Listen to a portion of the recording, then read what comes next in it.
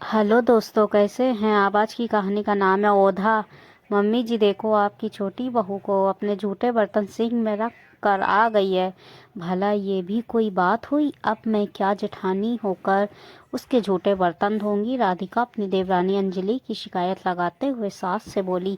सुनकर सास शोभा जी ने छोटी बहू अंजलि को आवाज़ देकर बुलाया। छोटी बहू, जरा मेरे कमरे में आना। तो शोभा जी की आवाज़ सुनकर अंजलि उनके कमरे में आ गई और आते से ही बोली, क्या बात है मम्मी जी, आपने बुलाया। हाँ छोटी बहू, तुम अपने झूठे बर्तन सिंक में रख कर चली आई। क्यों। हाँ मम्मी जी, भाभी जी बर्तन धो रही थी तो मैं सिंक में ही बर्तन रख कर आ गई। ये तो गलत बात है छोटी बहू। अब क्या तुम्हारे झूठे बर्तन बड़ी बहू धोएगी। वो तुम्हारी जेठानी है, उसका ओहदा तुमसे बड़ा है। तुम्हें अपने झूठे बर्तन खुद धोना चाहिए। मम्मी जी, वो मेरे झूठे बर्तन नहीं थे, वो तो उन्होंने दुकान से आने के बाद खाना खाया था, वो बर्तन थे। अब क्या तुम्हारे पति के झूठा बर्तन भी मैं धोऊंगी। जेठानी राधिका बीच में ही बोल पड़ी। छोटी बहू, बड़ी बहू माँ का दर्जा रखती है, उससे जूठे बर्तन धुलवाना पाप है। तुम लोग घर में सबसे छोटे हो, इसलिए तुम्हारे और तुम्हारे पति के बर्तन तुम्हें धोने चाहिए। आइंदा इस बात का ध्यान रखना कि अपने झूठे बर्तन सिंक में ना छोड़ो। अंजलि को ये सब बड़ा अजीब लगा। अभी उसे शादी होकर इस घर में आए हुए 1 महीना ही हुआ था। अभी तो नए नए नियमों से उसका पाला पड़ रहा था। चलो बहू के लिए तो फिर भी नियम होते हैं, पर बेटों के लिए भी। अब समझ में आया कि जेठानी जी 2 दिन से क्यों नाराज चल रही हैं। उसकी शादी के बाद उसके चचा की दोनों बेटियों की शादी होनी थी। दोनों की ही शादी में 8 दिन का फर्क था, इसलिए ससुराल मुश्किल से 1 सप्ताह ही रुकी थी और तब से मायके में ही थी। अभी 3 दिन पहले ही वो ससुराल लौटी थी। जिस दिन लौट कर आई थी उस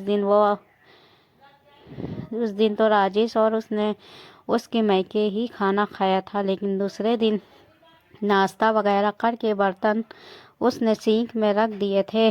सुबह के बर्तन जेठानी जी ने ही धोए थे, क्योंकि घर की साफ सफाई अंजलि ने की थी। पर तब से राधिका नाराज भी लग रही थी, पर आज नाराजगी का कारण भी पता भी चल गया।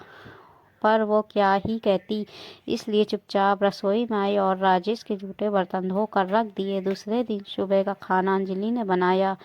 तब राधिका घर की साफ सफाई में लगी हुई थी। सबको नाश्ता वगैरह करा कर अंजलि अपने कमरे में आई तो देखा कमरे में झाड़ू पोछा नहीं हुआ था, जबकि पूरे घर में साफ सफाई हो चुकी थी। उसने राधिका से पूछा, भाभी मेरे कमरे में झाड़ू पोछा नहीं लगाया क्या। अरे तुम्हारे कमरे में मैं भला सफाई क्यों करने लगी। मैं तुम्हारी जेठानी हूँ और औधे में तुमसे बड़ी हूँ। वो तुम्हारा कमरा है, उसकी सफाई तुम करो। अब क्या तुम्हारे कमरे का झाड़ू पोछा भी मैं ही करूँगी। इससे पहले अंजलि कुछ कहती, शोभा जी बीच में ही बोल पड़ी। छोटी बहू, बड़ी बहू गलत तो नहीं कह रही है। तुम्हारे कमरे की सफाई तो तुम्हें ही करनी पड़ेगी। भला वो तुम्हारे कमरे की सफाई क्यों करेगी, उसका ओहदा बड़ा है। पूछने से पहले सोचना तो चाहिए था। राजेश भी वहीं खड़ा तो उसने भी सब कुछ सुना, पर कुछ न कहा नहीं। कुछ दिनों बाद अंजलि की तबीयत खराब हो गई, उसे टाइफाइड हो गया। तब शोभा जी ने राजेश को अपने कमरे में बुलाया और कहा, बेटा बहू की तबीयत खराब है, तू एक काम कर, उसको उसके मैके छोड़ा देख। मुझसे तो काम होता नहीं है, और बड़ी बहू उसकी जेठानी ओहदे में उससे बड़ी है तो वो भी उसका काम नहीं करेगी। इससे तो उसकी माँ उसका अच्छे से ख्याल रख लेगी। थोड़ी देर तक राजेश हैरानी से शोभा जी को देखता रहा। ऐसे क्या देख रहा है, कुछ गलत थोड़ी ना कह रही हूँ। तुझे क्या पता, जाकर रसोई में देख, तेरी भाभी ने तेरे और तेरी पत्नी के जूठे बर्तन निकाल कर अलग रख दिए हैं। ये कहकर वो तुम्हारे जूठे बर्तन नहीं धोएगी, भला वो काम करेगी तुम्हारा। सुनकर राजेश बड़ा हैरान रह गया। अभी कुछ महीने पहले तक तो वो मम्मी और भाभी दोनों मिलकर काम करती थी। उसकी पत्नी को आते ही मम्मी की उम्र हो गई और उनसे काम नहीं होता। रही बात भाभी की, तो वो कई बार भाभी के घर के कामों में मदद तक करवाता था, लेकिन आज उसकी पत्नी की मदद के लिए कोई नहीं।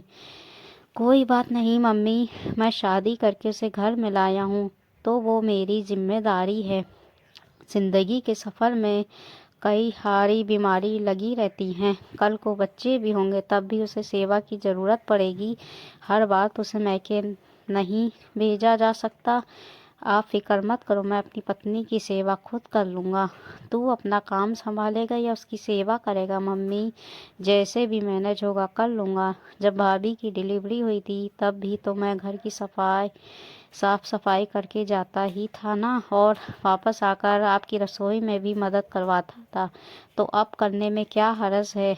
माँ और भाभी के लिए कर सकता था तो पत्नी के लिए भी कर लूँगा।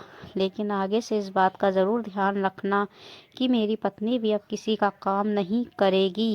कहकर राजेश कमरे से निकल गया।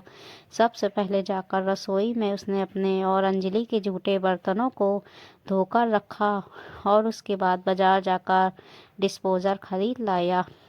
लेकिन उसके बाद शोभा जी ने काफ़ी हंगामा किया। आखिर ऐसी अशांति में अंजलि कैसे रहती, इसलिए थक हार कर राजेश उसे उसके उसके मायके छोड़ आया। जब अंजलि ठीक होकर वापस आई तो घर में वापस वही हालात हो गए। आखिर थक हार कर राजेश और अंजलि अपने ही आप ही अलग हो गए। हालांकि सब तरफ बुराई छोटे बेटे बहू की ही हुई कि बेटा बहू के आने के बाद बदल गया और बहू ने आते ही घर तोड़ दिया।